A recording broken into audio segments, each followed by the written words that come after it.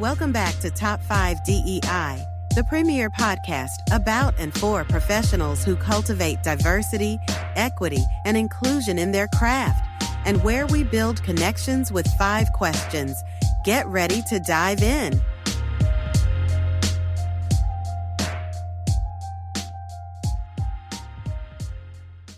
Hey, what's up, good people? Welcome to Top 5 DEI. I'm Dr. J, and I'm here with Dr. Carlos Miller, the Petty Professor. And I'm Nurse Ty, Tanai Lambert. Thank you for joining us for today's special guest. Dr. Miller, the Petty Professor, connected us with this connection. And after reading about her, we were all like, yes, we think our listeners would definitely find her story, her experience so interesting. So let me dive in and tell you about her. Dawn V. Carr is an award-winning Black consumer expert and the founder and CEO of Mahogany Insights, a market research firm dedicated to helping brands authentically connect with Black audiences. I love the name, Mahogany Insights. That's a great name of a company. With over 25 years of experience spanning CPG, healthcare, financial services, and technology, she has worked with Fortune 100 companies to uncover deep cultural and behavioral insights that drive business growth. Her clients have included P&G, Unilever, Coca-Cola, Microsoft, Amazon, the WNBA, Disney, Kaiser Permanente, and many others. Before launching Mahogany Insights, Dawn spent a decade in marketing brand management at Procter & Gamble and Frito-Lay. She later served as a cultural immersion consultant, working on projects in 6 out of the 7 continents as a lead Black consumer research specialist at one of the largest market research companies in the world. At Goldman Sachs 10K Small Business recipient, NASDAQ Milestone Circles member, and MR2 Female Founder Award honoree, she holds a Bachelor's of Science in Economics from Spelman College, HBCU, and an MBA in marketing from the University of Notre Dame. Dawn currently resides in Dallas, Texas, and has a young daughter. Dawn is also an active member of several civic organizations, including Delta Sigma Theta Sorority Incorporated and Junior League of Dallas. In 2023, she was inducted into the Harriet Tubman Society at the Smithsonian National Museum of African American History and Culture. Dawn, Wow. welcome to the show, Dawn. Hello, I'm so glad to be here. Thank you so much for the invitation. And I just am so excited to get to talk to you guys today. It's just an awesome topic. So Well, we're lucky to have you. One thing we often say with all of our guests, because we know maybe a little bit about them, and then we hear your bio and we're like, what? They did this too? What? They did that? Oh my God. Yeah. And so hearing all of that, this next part, as we get into the questions, makes it even more exciting. And I get the privilege of asking your first question. How did you get into your field? Please tell us about your journey, Dawn back then, on the journey to Dawn today. yes, you do not know the story, Carlos. This is going to be brand new for you, because so much of this story is so intertwined with what was going on with me personally and how I really fell into market research. So we talked about, I went to Spelman. I graduated from Spelman. I took this route. There was kind of 2 routes you could take at the time if you were an econ major at Spelman. One was investment banking and the other one was management consulting. And so I took the management consulting route and thought like, oh, maybe I'll do this forever. And ended up going back to business school, got my MBA, and then started at Procter & Gamble doing marketing and brand management. And I really loved the idea of doing marketing. Like, what's interesting is that they take these kids that are like in their early 20s, and then they put them on brands, these billion-dollar brands, and they kind of let you sort of like play CEO with these big brands, right? You get to try all the things that work and things that don't work. And it's fun, but it's a lot of pressure. And so I was doing that. I had gotten promoted and I was up for promotion for director, and they put a pause on all promotions. This was like, I don't know if you remember this or you were even there, Carlos, but they put a pause on all the promotions. And I thought, okay, I can either do another role or I can take a year off and find something new to do and then come back in a year and then get promoted. So I decided I was going to take a year off. And it was called my No Fear, All Faith tour. And so I was going to go do all the things that I had always wanted to do but was afraid to do. So it was things like I was going to go to Ghana because I wanted to go and spend some time in Africa. I wanted to sell timeshares in Mexico because how many times had I ever gone to some place and I was like, I just want to stay and sell timeshares and live on the beach. I was going to teach English in a Spanish country. I was going to go get my sommelier license in Argentina. This was my plan. It was 3 months of rotation. And so I got to Ghana and I was working there and I fell in love with the work. I was working as a nonprofit. I was working, helping launch this family planning and resources, that kind of stuff. And it was amazing work. I was working with my old marketing director there. She had gone and started it.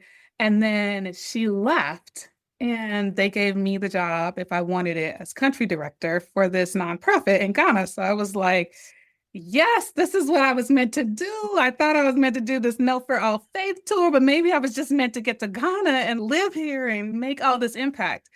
And so I flew home to pack my bags to go back to Ghana full time. And it was my birthday, I remember. And I sat down, I was with my mom, and she told me that she had been diagnosed with terminal cancer while I was gone. And she begged me not to go. And what's interesting about that time, like I still remember it because I didn't really believe her. Like I knew what she was saying was true, but I'd never had a loss before. And so I couldn't process losing my mom. Like I couldn't process that. And so I remember thinking, I don't want to stay here. I want to go back to Ghana and live the life that I thought. But long story short, I ended up staying in Oklahoma and taking care of my mother. So I went from Cincinnati and doing all this P&G stuff to Ghana and doing this amazing stuff and getting to be this country director potentially, to living in the living room of my mother's 1,000 square foot apartment, taking care of her and my 80-some-odd, almost 90-year-old grandmother at the time. And so that was kind of like what happened. So I ended up at that time thinking, probably 2 weeks into it, that, I am not a natural caregiver. Yeah, like that's not my strength. That's not what I do. Okay. So 2 weeks in, I was like, I have to figure out something else to do. And I had always been exposed to market researchers on the marketing side at P&G. And so I reached out to a company. I knew that one of the big pluses about doing market research is you could live anywhere. And that was so rare at the time. And so they hired me. They were like, oh, you can work however much you want. You can live anywhere you want. You kind of get paid for what you work. So it's fine. And so that's how I fell into it. And then my mom passed away about 2 months into me getting into market research. And I was like, I love it. Like, it's a really good mix of the things I loved about marketing and the things I loved here. And so that's how I started in market research. And and then from there, I started doing cultural immersion. So I would take people to, China. I took people to Turkey, to Mexico, to Brazil, all over. And they were paying me to go to these great places, go in people's houses. I mean, it was just the most craziest thing ever. And I always had cultural immersions. And I loved the idea of connecting on a very human level. And I felt like at that time, I was going through the most human experience that pretty much all of us has or will go through, right? Like losing a mother. And it connected me in a way that I just loved. And so I started doing that, and I thought I would do that forever. And then I got pregnant in 2019 or 2018, I got pregnant. And then I ended up separating from my daughter's biological father when I was 8 months pregnant. And then I was like, oh my God, how am I going to do this job? I'm traveling all over and I'm a single mom now. And so I moved from DC to Oklahoma. I had nowhere to live. I slept on the couch of my siblings for a while. I stayed with my dad for a while. I ended up getting to Dallas, living with my sister, literally my daughter and I sleeping on this little blow up mattress for a while. And I cried every day of 2019. She was born in January, from January 1st through December 30th. And then it was like, okay, I'm gonna round it out. You can cry one more day. And then you got to get it together in 2020. And I was like, 2020 is gonna be the best year ever. And then 2020 came. I enrolled in a program at Harvard to get my master's in sustainability. And I was doing this great project with Starbucks. And I thought, I'm going to go this route. I started getting into Black communities and sustainability because it's such a big part of understanding low income communities is a big part of trying to tackle sustainability. And so Black communities are often put into that. And so that's how I kind of started. And then everything blew up. And all of a sudden, there was no travel. And everyone was like, we need to know about Black people. We need to know about COVID. We need to know about George Floyd. We need to know about elections. And I just got really, really deep into doing Black consumer work because that had been also part of my background. And then in 2021, I just want to do this. I want to focus everything that I have done for the past 20 years. I'm going to take all of that knowledge and I want to help figure out how there are better products and services for us. And part of that was because I have my daughter and I was like, I don't want her to live a life where she doesn't see herself in all of the things. And I'm not an activist in the same traditional way. I wasn't out on the street protesting or anything like that, but this is my form of activism because I do get a seat at the table, right? And so that's really what started Mahogany Insights. I just want to do exactly what I did before, but I just want to focus on helping companies and brands and people understand who we are at a real level and create things that really speak to us and for us. So I ended up here. Oh my gosh, Dawn. Okay. You're right. I've not Wow. heard this story. That's my story. You're Such And a I- journey. It's amazing. Like amazing. Yeah, you need to write a book about your story Because- too, honestly. I mean, that because that's very so inspirational. Truly. Wow. I could tell Nurse Ty, I was watching you. She was Yeah. talking and I could see you. I was like, I know our resident health equity expert wants to, I could see you wanting to jump in. Like, that's amazing. Like the work that you do, you're saying like, I'm not this, I'm not that, but all along you're doing it. And so with that, that leads perfectly into the next question. What? Pick me, Petty Professor, pick me first. Pick you first? Yeah. Okay, go first. I just gotta say, everything that you described, your entire journey, what I heard was how you were driven, these compelling visions were how they were shaped at first about what you wanted to do for you if you could live a life without fear and all about faith. And then you took this faith move that was probably a bit uncomfortable. Forgive me, I'm not trying to project. And you took care of your mother, the person who literally gave you this legacy, this vision, right? You took care of your mother, and at that time you're like continuing to birth more visions. Then you're giving birth.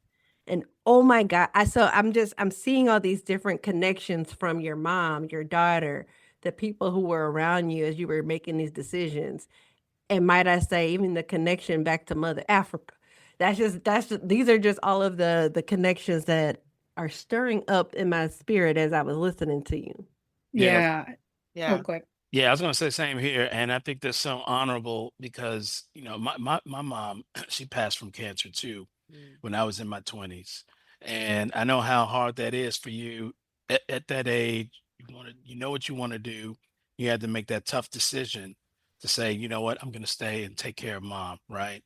But God opens doors no matter what decision you want to do when you're on the right side, right? And so had you not done that decision to take care of family first, faith first, family first, it opened up the doors to what you're doing today. I mean, independent, having your own business, helping other people, helping businesses understand certain demographics of consumers who historically we know are usually left out and underrepresented or exploited, right?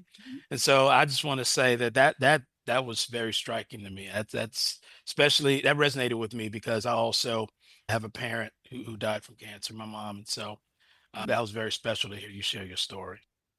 And I think thank you for that. I think that's the part that I think that's why I love my job so much, because when you do the work that I do, so sometimes when people think market research, they think more of the data, like the statistics, like 20% of or 88% of whatever. And that is market research.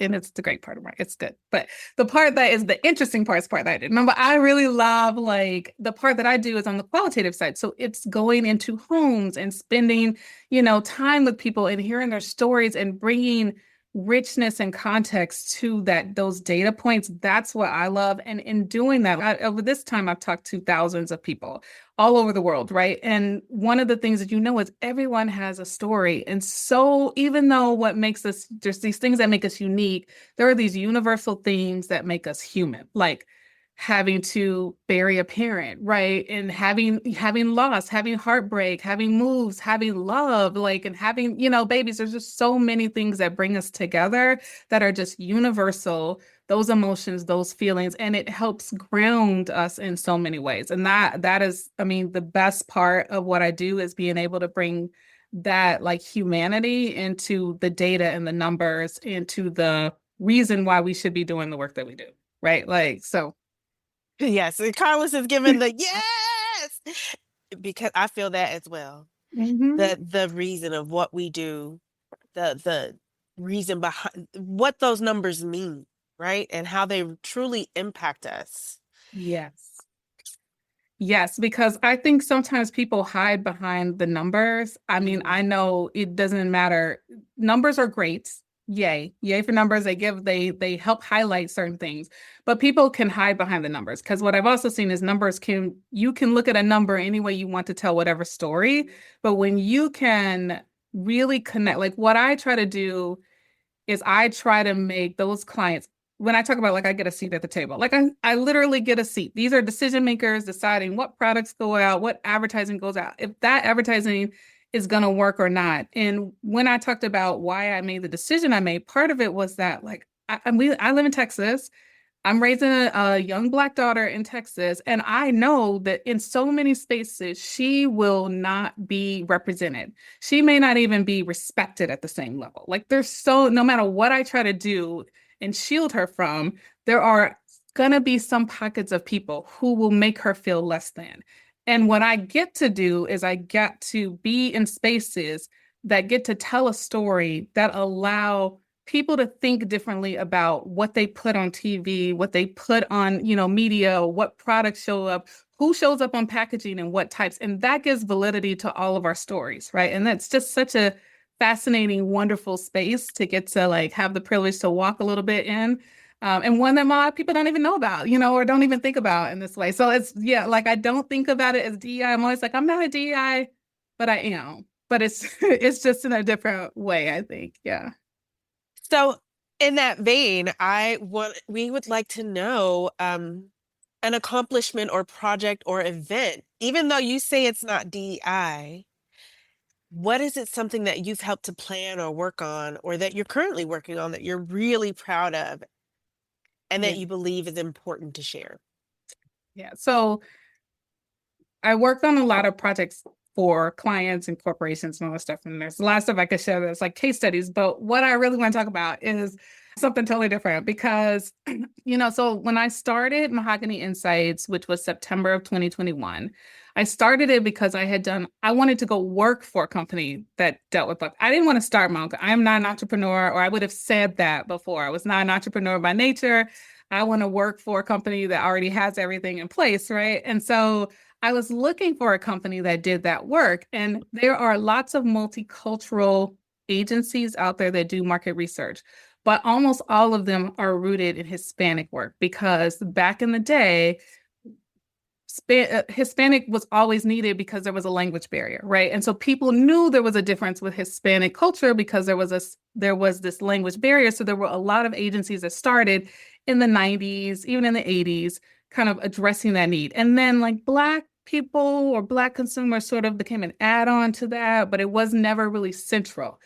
And I know there's a lot around doing research with Black people that inherently is a little bit different, mostly because of the fact that we don't just open up to everybody that come into our house. And how you talk to me is different than how you might talk to somebody who doesn't have the same skin color that me, that I don't know is an ally or not, right? And when I go to do research, I might only have an hour. I can't spend 45 minutes trying to convince you that I didn't vote for Trump in some kind of way, right? For you to be able to let go. I can just walk in and you sort of already know, we already can have a vibe, right? And so understanding that there are just these different needs was a big thing. And the other piece is that market research has it plays such a vital role in how the world sees us, because we tend to blame brands and we blame advertising and we blame all of these things about, well, not blame, but we'll say all of these things like how we show up if we see an ad that looks a certain way and we're, oh, we don't see ourselves reflected, or there are no products, there's not enough skincare products or enough, makeup or et cetera that works with us. Well, a lot of times that stuff comes from what people learn in market research. So they will do market research studies and they will say, the people want this, and therefore we give them this. The people like this, and therefore we give them that. But what happens is that we are not in those market research studies as Black people. We are 14% of the population. We're in about 4% of the panels and databases that are used to create and send surveys to get that information. And we're also not represented in that. So of that 4.2%, it doesn't actually look like the Black America that is. It looks different. And so when they get learning, it's not necessarily what we actually think, which is why sometimes people are like, how did they come up with that? That is nothing like what I would have done. Nobody asked me. That's dumb. Like, how did that make it to the market? How did they do that? Well, they probably just didn't ask the right people. And so when I started this company, I started to really understand this myth that we're only in 4.2% of the databases. We are not at the table. So not only that, but if we get data about Black people, the people who are analyzing that data and coming up with what to do, they're not Black.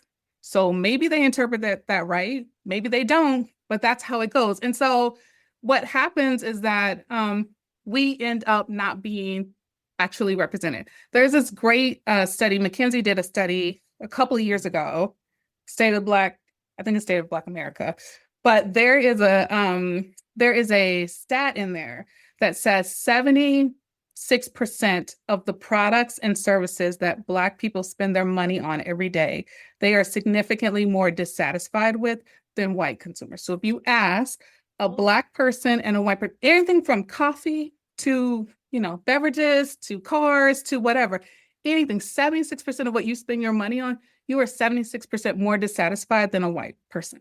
And that was mind-blowing because we don't think about it. I just assume everybody is the same level of satisfied as I am. It's cool, but it's not like that. And the reason for that is because those products were not made for us. Like so think about this, like they didn't start actually doing research with multicultural consumers. That wasn't really a thing until like the 80s and 90s. Black people was like more 90s, 2000s. So if you are in a category that existed before the 90s, 2000s, that category was created without your voice. So it is therefore not surprising that the things in which are being used don't completely reflect us, right? Because it wasn't created for us. None of these things were, right? And now great things that people are doing to try to like come back and force fit things. But at the end of the day, a lot of the roots of brands weren't really created thinking from a multicultural lens.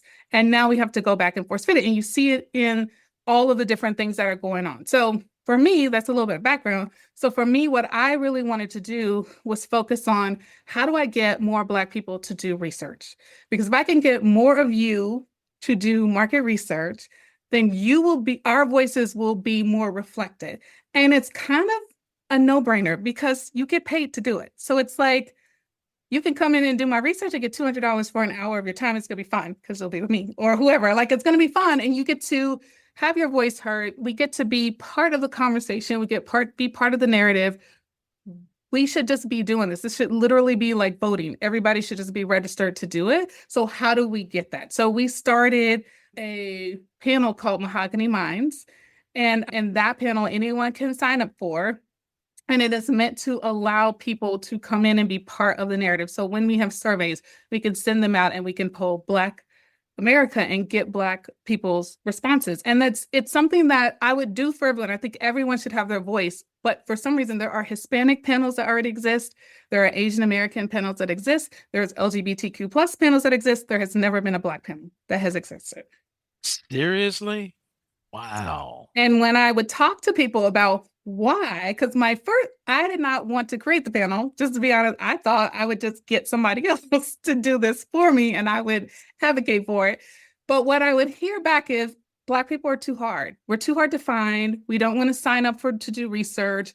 We're just too hard. And so what happens is that when clients want to do research with Black consumers, they effectively have to pay a Black tax because it costs more to find us. So you have to pay more to find us, or you have to take more time to do it, or you have to relax on the quality because there aren't that many. And so, or usually it's a little bit of all of them. So it becomes a self-fulfilling prophecy in terms of getting us heard. That's so interesting. And I can tell you, I'm to blame for that because when people come knock on our door or call, we're like, nope, we even have a sign that says no soliciting.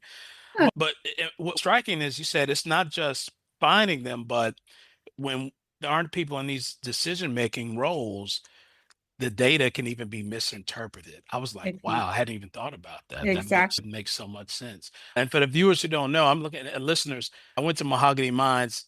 Awesome website, by the way. I'm going to sign up too. You said $200 for research? Depends on the research. See, don't I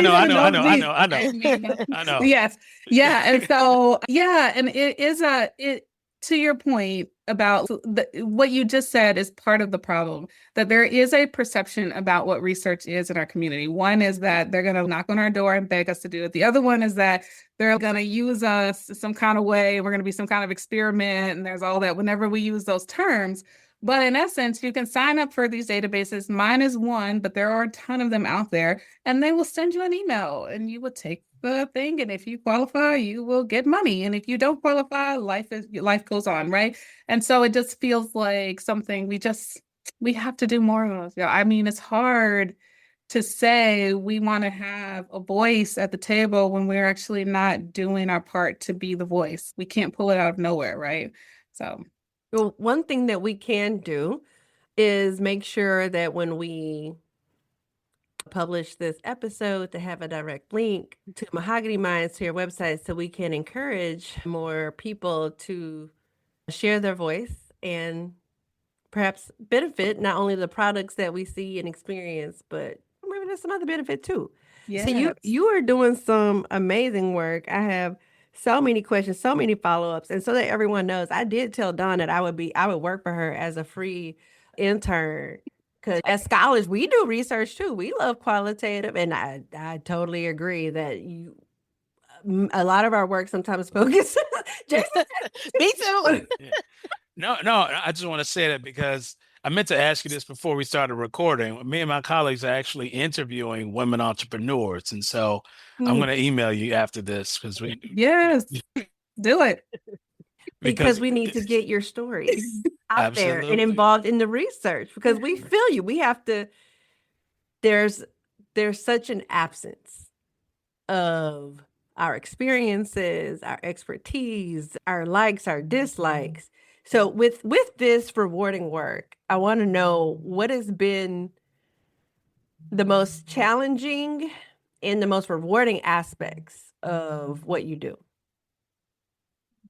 Yes. So I kind of think they're the same because what we do, we strike this balance, right? So we'll go off, we do research. Our goal, maybe a client will come to us, for example, and say, we want to sell more to Black consumers. Maybe we're just not in as many households as we would like to be in, or maybe they're even declining. Let's say that they're declining. They used to buy us, now they don't. We want to understand this, right? So our job is to go in and really understand what's going on in the community, what's going on with you personally. It's a very personal thing. I may come into your home and talk to you. I may do it virtually over just one-on-one, or it might be a focus group.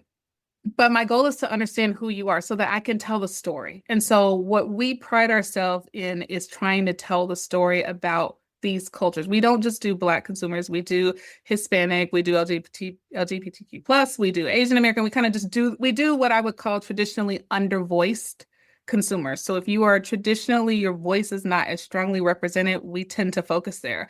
And the reason we do it among stories is because these groups are undervoiced, their stories are just not in the cultural narrative. And so if I just do a focus group with you and I tell you and I ask you, do you like purple or blue?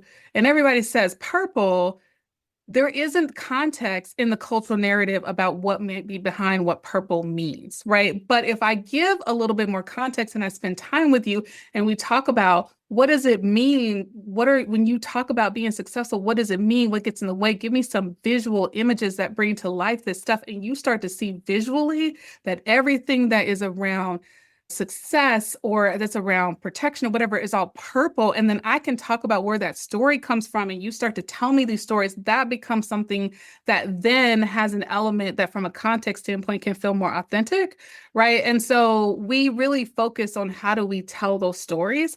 But on the flip side, some of these stories are hard, John. Some of these stories, especially when we're talking about what's going on in the Black community. I mean, right now, I used to use Target was one of my main examples I would use forever. And now if I say the word Target, I got to hide under a desk because it's so different. And I was trying to explain to someone that works at Target, you could have just called it, we could have predicted this, right? Because we know what that is. It's not just about what we buy in the store. There's so much context that's actually related to the fact that we have in so many ways been in an abusive relationship with corporate America for generations and generations, right? They have told us they were going to do this. They have let go of this. They have used us. They have done all of these things.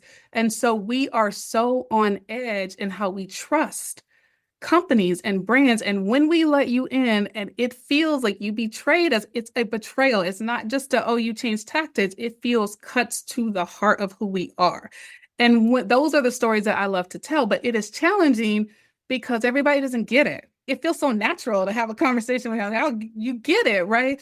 But when you have never lived that experience, it doesn't make sense. So I have to spend a lot of time to tell the story in a way that someone who hasn't had that experience can actually empathize with. Because the goal is, I need to create a consumer that you want to root for as a marketer. If I don't create that, you will never try to solve their problems. I got to create this in a way that you look and you say, I want this person to win. And that's any kind of marketing, right? Anything. We have to create our consumer targets in that way.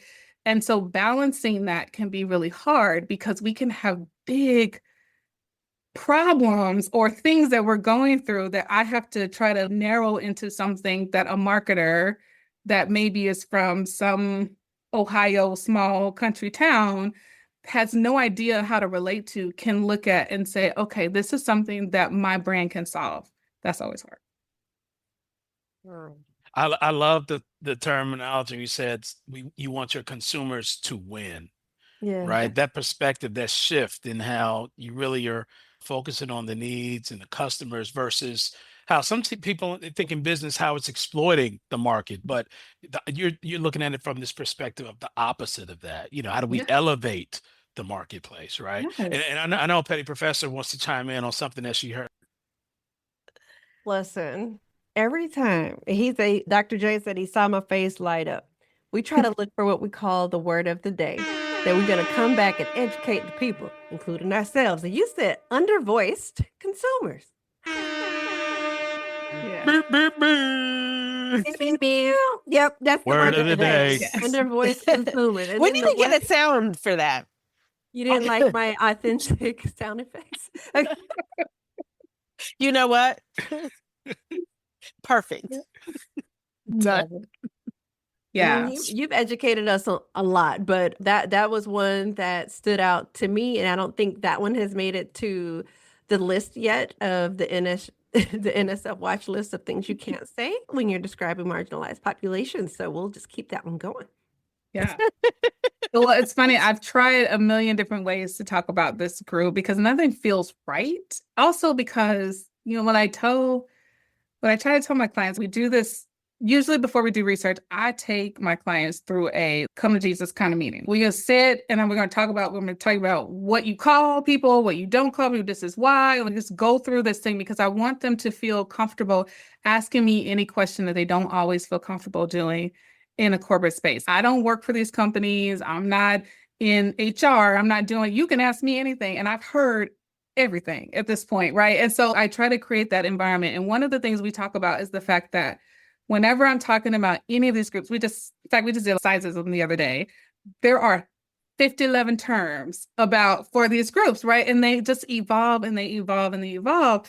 And it's this idea of you almost know when you are in an undervoiced or a traditionally or an underserved type group, because the terms have so much negative and positive meaning that they can't stay the same long term. They have to continue to change. So I'm going to tell you this today. In 5 years, maybe we're still Black. I don't know. Might be something else by then. You just don't know, because it's really, really hard, because there's so much negative and positive that's associated with these. And that doesn't go away just because we change the term. It continues to like live and breathe and go, et cetera. So like undervoiced became the idea for us, because it's really about the voices that are out there and that we're not part of the regular narrative. And so how do you try to offset that? That's a great segue to the next question. Ty, you want to? Which really, it really is. And how does your own identity inform your work?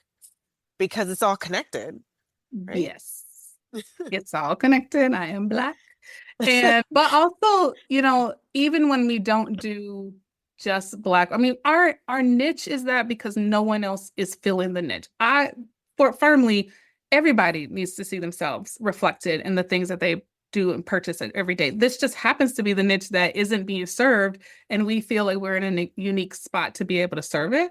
But when I think about my identity, there's another piece of research that was done that talked about how 32% of white, and I think it's like 40% of Hispanic people see themselves as white, or they see themselves as Hispanic. They kind of see themselves as their sort of race or ethnicity first.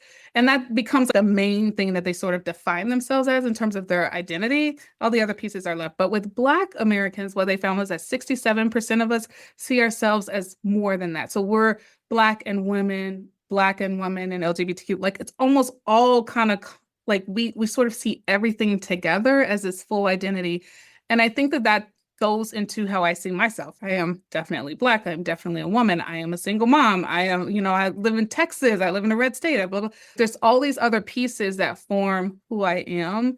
And so when we look at how do we tell these stories and get these companies to understand these communities, it is from the lens of you have to look completely, because the part of the thing is it is very different to be Black and when you layer on like intersectionality is right, but when you layer on Black and you layer on income, for example, very different life if you're low income, but also very different challenges if you're high income, right? So like they both have these very unique challenges that actually are not the same, especially when you start looking at how you create things for them and speak to them. And so I try to bring in that context into this piece. But I think the other part is that, like we talk about identity, I think in getting into this space, when I talked about before, when I was sort of in this moment of experiencing so much grief in so many ways, like the start of my research, but then when I started Mahogany Insights, I was grieving the separation of a relationship, right? And this like the restart, I think there's just a level of humanity that just is like so rooted in the work that we do. It just starts from there. Like, I just know everybody has a story. It doesn't matter who that person is. And that story, like if we get to it, just starts to unravel all of these pieces that start to make every other decision make sense, right? And so that's what I would say. And it's so important to understand that story, because we're typically, when we look at not underrepresented, underrepresented voices, right? Undervoiced consumers. Thank you. We treat them as a monolithically. And so I like the fact how you talked about this intersectionality, how we draw from these multiple experiences that shape our identity. And it's important for market researchers to know that. Yeah. Wow. Yeah. And one of the things we really, to that point, like when I first started, it's like everything was about multicultural. And I'm like, well, what is that? Like, everybody's not white. I mean, that's such a weird, I know that the idea is we need a word to group these people together so we don't have to write five lines of stuff. But what happens is that when you give it a word like that, you assume everybody's the same. I have the same issue. We do a lot of, Hispanic work, and I have a lot of Hispanic moderators. It is a Dominican person is so different from a Mexican person, is so different from Cuban, and then we group them all, and Brazilian, they don't even speak the same language, and we group them all together and say it's a consumer group. And so we've even in that group, when we talk about our Hispanic work, is we separate out. You have to do Mexican work differently than other work, right? And so trying to get our clients to say it's not just this one word and you group us together because we're all brown, somehow we're all the same. Our stories, our inherent cultural stories are different as well as our individual stories, but even getting that cultural story. And even within Black, like what you'll see we do, if you go through the Mahogany Minds and you go through the joiners, we ask ethnicity for Black people, right? Because it is, if you are Black, but if you are African American, you have a different story than someone who is first generation Nigerian in America, right? Like we're coming from a totally different space, and getting our clients to see that and to see that the stories that can be different is important. In your research, I'm sorry, Nurse Ty, were you going to say something? I was just going to say how transcendent that topic is, that idea, because you need to understand people and their story to get to the crux of any and everything. And as a healthcare provider, I'm just like, yes, you need to know, because even within the white population, it's not all the same, right? And so people's individual stories play such a pivotal, important role in care, products, everything. And what I see happening today is disturbing in that we have research and we know that this is necessary. And so I just thank you for continuing that work. Yes. And I think sometimes what people will, what I hear, at least on the corporate side, is that people feel like, oh, well, if it's individual stories and I'll never come up with like a theme, I can never do anything with individual. And that's where the brilliance of like humanity, I think, comes in, because you get people to tell you these individual stories. You come back and you listen. You maybe have sent 3 teams off and have talked to all these different people. You come back and you hear these stories, and all of a sudden there are these themes to these stories that are these connected lines that are cultural connected lines. Sometimes they are like nationality, American connected lines. They could be Southern connected lines. Like there's so many different ways these connected lines come into play that are the things that root us in being human, right? So it's like we have these individual stories that are the things that allow you to empathize and to really tap into the emotion. But then when the work comes from, you take those 12 people or however many people, or 30 or 50 or however many people you talk to, and you start to see the connected themes that roll it together. That's how you start to get to those insights. It's sort of the two together.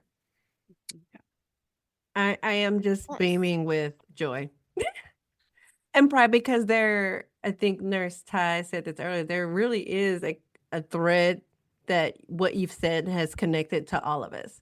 We say Nurse Ty looks at things in terms of patient outcomes and the whole person, the whole patient, and she's cultivating the next generation of healthcare providers. And I can't speak for Jason and I. Jason and I are both scholars, DEI scholars, but we care deeply about those undervoiced experiences in the workplace. So we cared about shedding light in a very scientific and systemic way.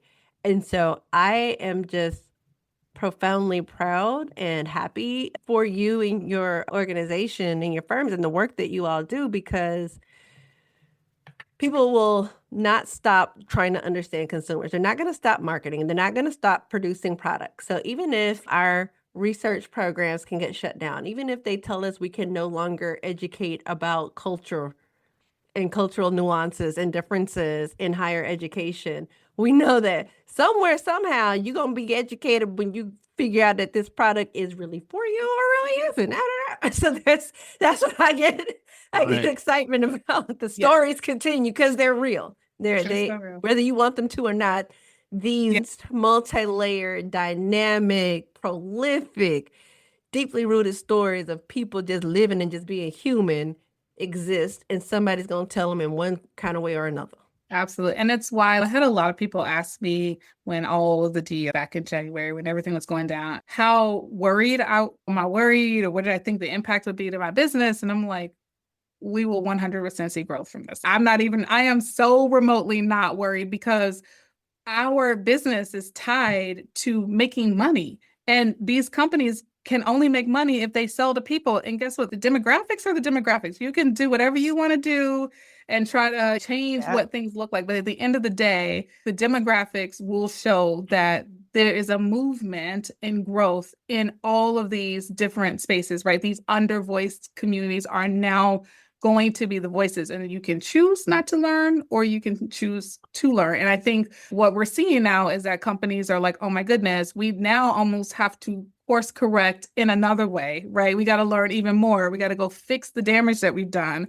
So that's exactly what we've seen. We've seen much more outreach than we ever thought. And I have made my own, it's now I struggle with what is the role we want to be in this moment, right? Do we want to go and exploit this all the way? And I think there's a part that says that part of our mission is to get our voices heard in every single space and make it more accessible. But there's another part of our mission that says we have all of this stuff. There's a part of me that just wants to help entrepreneurs, small businesses know what they know. So how do I create something that helps when these companies get pulled from a target and they have nowhere else to go because they didn't really have all the backbone? How do we help them? And so that's our other side thing that we're doing on this.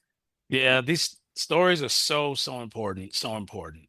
And so now we get to hear a little bit about you, understand your story more as we come to the end and conclude with the top 5 question, top 5 fave question. And Dawn, you asked us to ask you, what are your top 5 books and why?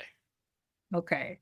So I don't know if this is going to be fun, but the kind of books that I love are really right now focused on how do I elevate our business, elevate mindset, whatever. So all these books are going to be focused on that, but hopefully they will be helpful for y'all. So the first book that I love is called A Happy Pocket Full of Money.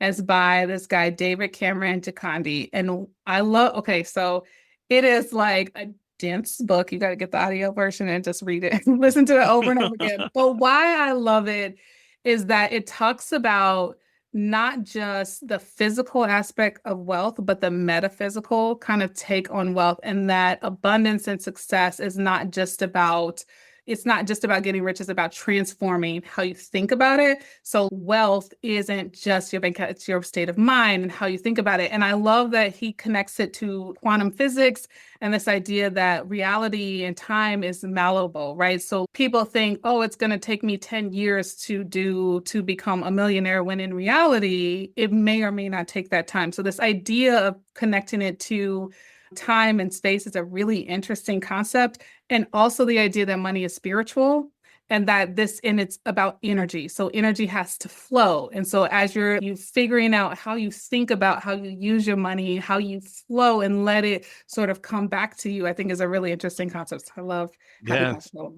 vibrations. Yes. So that's the first one. The second one that I love is one that's called Mastering Fear, and it's by this guy, Brandon Webb. He was a former Navy SEAL, just has great stories in there just because he was a former Navy SEAL. Have you heard of this book? I just learned about that book talking to somebody in the airport. Yeah. I think he's a Canadian police officer, and I was telling him about my daughter, and she lives up in Brooklyn, how I'm worried about her protection. He was like, she needs to read this book, and he was telling me about it. Anyway, I don't mean to cut you off. So it's like, so good. Wow. It's a great audio book. I listen to everything in my car, but because the way he tells the story, and his stories are so good, but he talks about, I guess for me, being an entrepreneur, so much of it is overcoming fear. Every decision, everything is a risk. Everything is, you got to put yourself out there. You got to be bigger, bigger, bigger. And so it's constantly battling the fear of myself. And so he talks about this idea of fear, what it looks like, and how you kind of contain it and control it. I just love it. It's really, really good. Okay, then the next one is a book called We Should All Be Millionaires by Rachel Rodgers. She's this Black millionaire, and her message is what got me to quit my company and start this company. So, and it's her story really wrapped into this idea that I think sometimes for me, I have grown up with such money stories around the fact that it's not good to have, bad people have money, and, maybe money doesn't come into our life in the same way, et cetera. And so this idea of someone taking a stand and say, it is your right, it not only is it your right, it's our responsibility as a community, as a Black community, to all become millionaires. It is because we're the only ones that are going to put back into the society in the same way, into our community the same way. So it's our responsibility to do that. So I love that book. And then the other one is called 10X is Easier Than 2X by Dan Sullivan. And it is this idea that incremental growth is, people believe that incremental growth, I want to get a 10% raise, is more attainable than saying I want to 10X my salary. But in reality, it's actually a lot easier to think about how you do something 10X than it is to do something at 10%, because it completely changes the game and the way you think about things. So this is how Mahogany Minds came to be for me, because when I stopped thinking about how do I get more companies, I want to get 10 more companies to do Black research, to I want to literally get 10X more people to do research. Like, how do I do that? It changed the game in terms of what we would have to do and where we would have to place. So I love that one. And then the last one is called Profit First by Mike McCalloway. So it's just all about paying yourself first in your personal life and in your business life. And that just transformed my business. And I went from a little bit of profit to getting a substantial amount of profit just by following that discipline, paying myself first. Wow, those are some awesome books. I've been writing them down. I feel like I got a lesson. I know, right? I got a class to take right now. Exactly. So excited. Yes. Well, yeah, we got a workshop coming. We might invite you back for a workshop. Top Let's 5 special DEI special edition. Yeah, and the 10X is better than 2X. I like that. It reminds me of Vision too, about how they talk about folks who are successful think like 10 years, 5 years away. But unfortunately, especially when we live in a place of scarcity, we're only thinking about the next day or the next week. And so it's hard to have vision to really pull ourselves up out of situations into wealth. And so, but I never thought about it like that, about just how the vision of the business, not just planning, but what does it look like? It's easier to plan for something large and something that's incremental. Interesting. It's so true. It's so true. Like, if you were to say whatever your goals are for your listeners or whatever for this podcast, if you add a 0 to that and say what would have to be true to get that, you will just come up with totally different ways of thinking than you would in any other way. It is actually a really interesting exercise. Wow. Come through, million listeners, come through. Yes, that's right. Yeah, we're adding a 0 to the 10 million listeners. 10 million listeners global. Yes. Oh, Dawn, it was such a pleasure having you today. Man, this was very, very insightful. I've learned a lot. It was also interesting to seeing how Betty Professor, especially in your intro, her reactions, because every time we bring people on this show, especially people who we think we know, we learn so much more about them, right? And which I'm sure strengthens our connections. And so it's always cool to see that and to have that happen. Yeah. Yes, I have so many follow-ups that I can't get through on this call. So I'm like, that's fine. I know how to find you. And then, but I want to hear the answers too. I will share. I'll share. I think we got time for like maybe 1 or 2 follow-ups, 1 or 2. If I mean, well, it's up to our guests. I don't know. Oh, well, we are past the time because it's supposed to be. I think we're 15 minutes past the hour, but yeah. Well, firstly, this is totally going to be. Because again, I'm so proud of you, and you're doing the things that we care about, that resonate with us, that have been on my heart. And everything that you talked about. And I'm a new entrepreneur, mompreneur. I've had to pivot to figure out how I can still do meaningful work and still put food on the table for my kid who wants to play competitive soccer. And so that balancing act. Yeah. Yes, I will be listening to these books. Notice how I said listen. Listening, it's good. Everything here is a good audiobook. I know. That's game Yeah, changer, right? You know, game changer. But I am that person. I will buy the audio version and still also buy the flip book because I want to touch it. I want to take notes. I want to flag it. So I have both going on. But there was something that you had mentioned earlier that I wrote down, and it said about, so you had talked before about how you've done the cultural immersion, how you were really, into cultural immersions. And that stood out to me because that's something that I have a desire and passion to get into.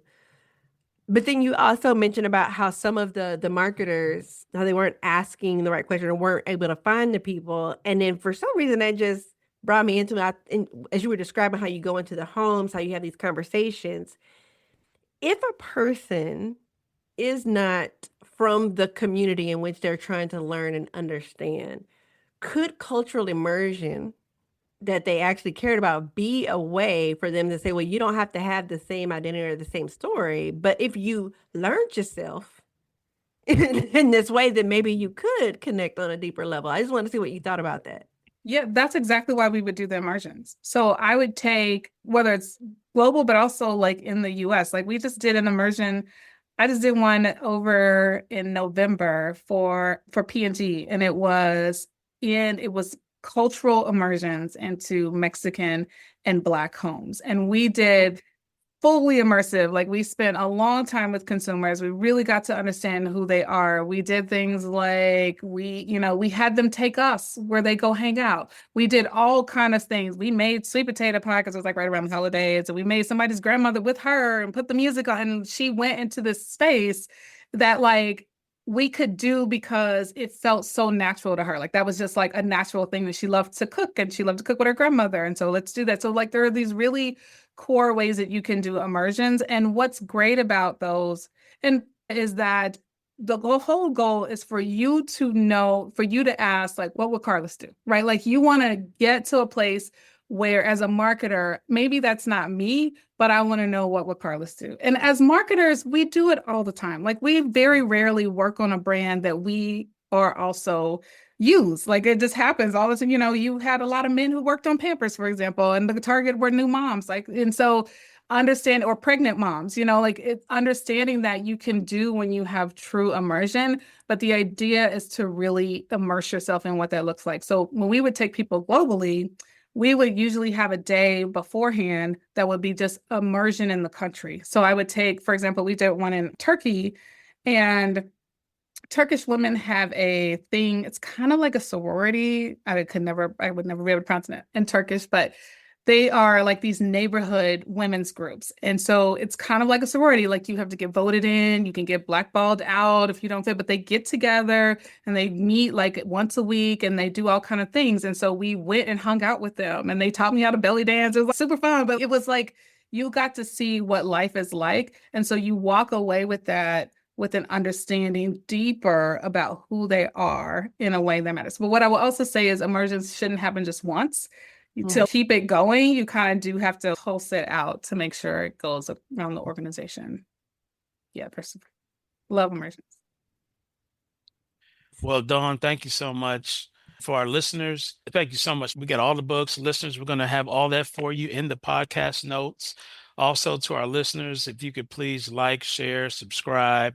And also, we have some links to be on our mailing list, where if you're on the mailing list, you'll be the first to know about our new episodes when they drop, and also get some new behind the scenes footage that we're going to start creating this summer. So I want to say peace out from Dr. J, and enjoy your day. Appreciate all of you. Appreciate you, Don. Signing off from the Petty Professor. I'll have a wonderful day from Nurse Ty. Bye-bye. Bye.